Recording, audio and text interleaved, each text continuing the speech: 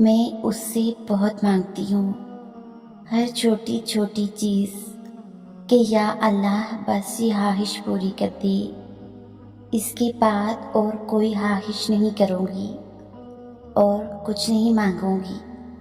اور پھر جب وہ ذات وہ خواہش پوری کر دیتی ہے، اس کے بعد نئی خواہش دل میں گھر کرتی ہے، لیکن ان کے باوجود وہ اللہ کی ذات میری ان تمام خواہشوں کو ایک ایک کر کے ایسے پورا کر دیتی ہے جیسے اس کے در پہ بے حساب ملتا ہے۔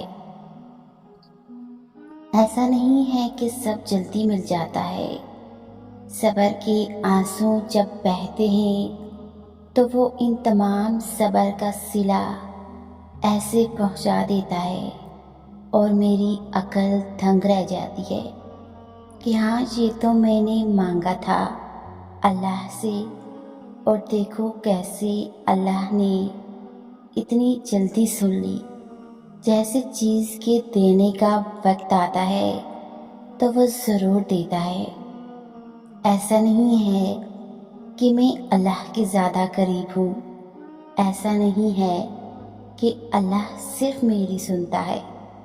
اللہ کے قریب ان سب سے زیادہ قریب تو وہ ہوتا ہے جس کے آنسو اللہ کو پسند ہوتے ہیں۔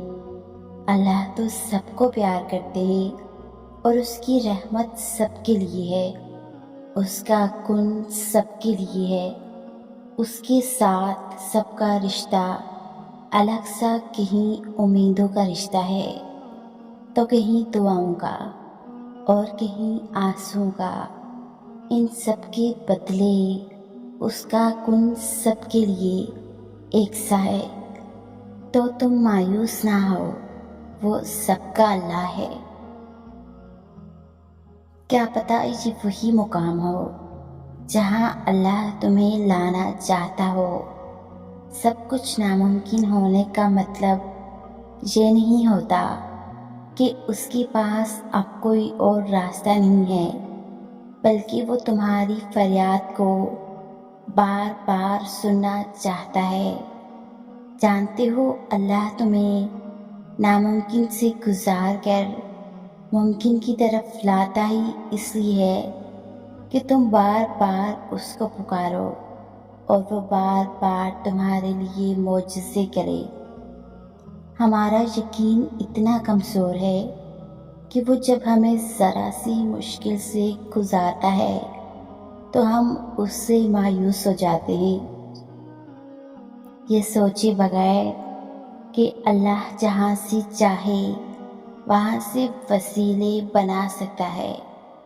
ہو سکتا ہے آج تم جہاں ہو یہ وہی جگہ ہو جہاں اللہ نے تمہیں ہر چیز سے نوازنا ہو جس کے لیے تم نے اللہ کو راتوں کو اٹھ اٹھ کر پکارا کرتے تھے۔